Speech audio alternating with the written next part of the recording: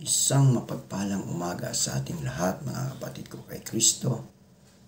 Mula sa The Solid Rock Morning Devotion, 10 minutong pagbubulay-bulay sa salita ng Panginoon.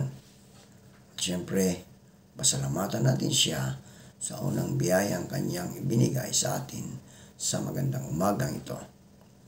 Ang biyayang ito ay kanya tayong ginising mula sa isang gabing pagpahinga. Salamat sa Panginoon na tayo ay iniingatan sa ating pagtulog. Ating damhin ang pag-ibig ni Kristo sa atin at ating ipadama ang sa ating mga kapatid sa pananampalataya. Tayo po ay manalangin.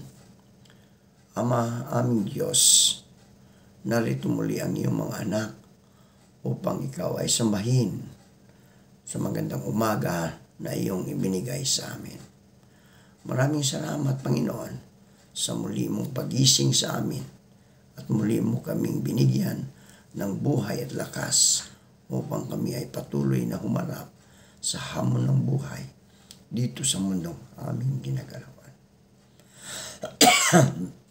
Dalangin namin ang pagpapala mo sa mga anak mo na patuloy na sumusunod sa iyo na may pasasalamat. Dalangin namin na ingatan mo ang aming mga trabaho, pag-aaral, pagmamaniho ng sasakyan sa araw na ito. Dalangin namin na pagalingin mo po, Panginoon, ang may mga karamdaman upang ma-restore ang kanilang lakas na nawala dahil sa karamdaman. Salamat, Panginoon, sa mga katugunan sa aming mga panalangin. Amen.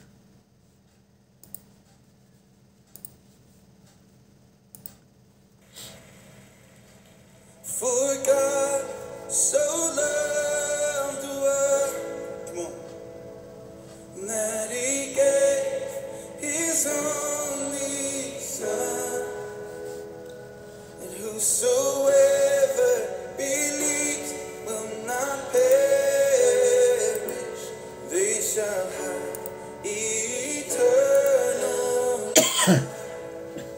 We believe in God. I shall hold to the cross. I shall hold to God alone, for His love has salvaged me, for His love has set me free. For God so loved the world that He gave His only Son, and whosoever believes will not perish, they shall have eternal life. Hallelujah, hallelujah. I shall wait upon the Lord, and I shall wait upon His word, and by His grace I am released, and by His grace I am redeemed. Oh, for God so loved the world that He gave His only Son, and whosoever believes will not perish, they shall have eternal life. Oh, we give you all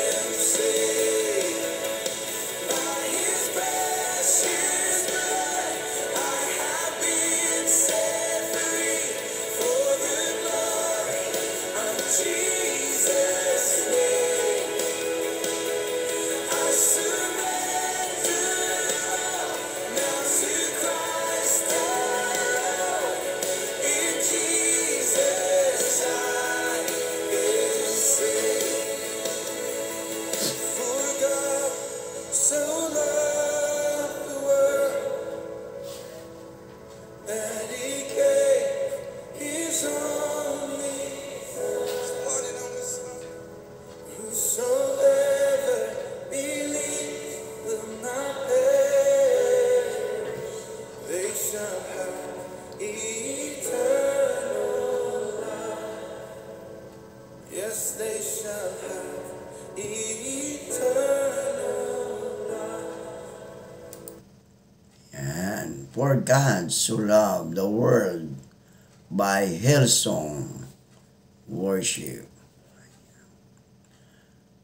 Ang ating pong pagbubulay-bulayan sa magandang umaga ng Lunes ay matatagpuan sa Efeso Kapitulo 5, talatang 1 hanggang 2. Yamang kayo'y mga anak na minahamahal ng Diyos, tularan niyo siya.